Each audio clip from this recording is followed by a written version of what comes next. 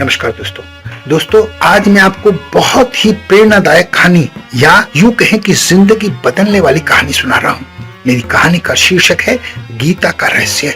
एक दिन एक आदमी गांधी जी के पास आता है और आकर पूछता है कि मैं आपसे गीता का रहस्य जानना चाहता हूँ। गांधी जी उस समय फावड़े से भूमि को खोद रहे थे।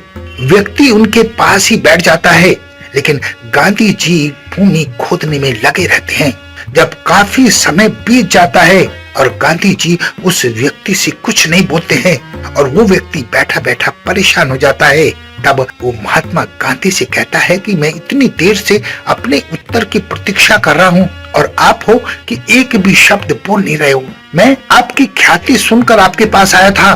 मुझे गीता का मर्म जानने के लिए बहुत उत्सुकता थी, लेकिन आप तो फावला चलाने में मस्त है। आप तो मेरी बात को तवज्जो नहीं दे रहे हैं। आप तो मेरे प्रश्नों का उत्तर ही नहीं दे रहे हैं। तब गांधी जी ने बड़े विनम्र स्वभाव से कहा, दोस्त, मैं आपको गीता का रहस्य ही समझा रहा हूँ। ये सुनकर आदमी आश्चर्यचकित हो गया और बोला, आप कुछ बोल ही नहीं रहे हैं तो समझा कहां से रहे हैं? आपने तो एक शब्द भी नहीं बोला है। तब गांधी जी ने कहा कि बोलने की आवश्यकता नहीं है। गीता का मर्म यही है कि व्यक्ति को कर्मयोगी होना चाहिए। व्यक्ति को अपने काम में लगे रहना चाहिए। फल की इच्छा नहीं करनी चाहिए।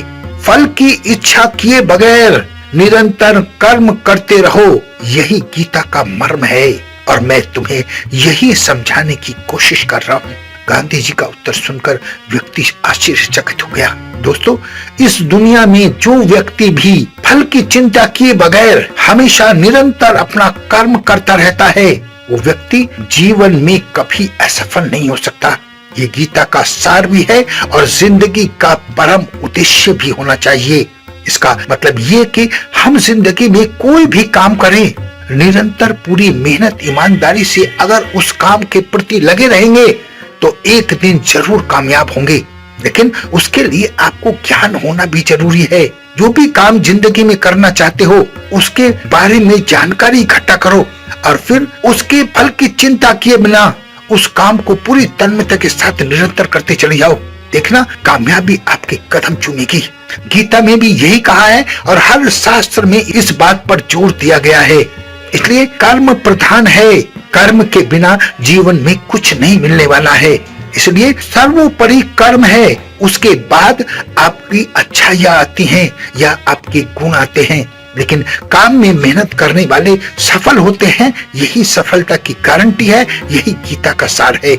आशा है आपको मेरी बात अच्छी तरह समझ में आ गई होगी। कोई काम छोटा बड़ा नहीं होता, इसलिए मन लगाकर अपने काम को करते रहें और अगर आप ऐसा करने में सफल रहे तो आप सफल होंगे, ये निश्चित है। अपना बहुत ध्यान रखें, हंसते रहें, मुस्कुराते रहें, खुश रहें। धन्यवाद।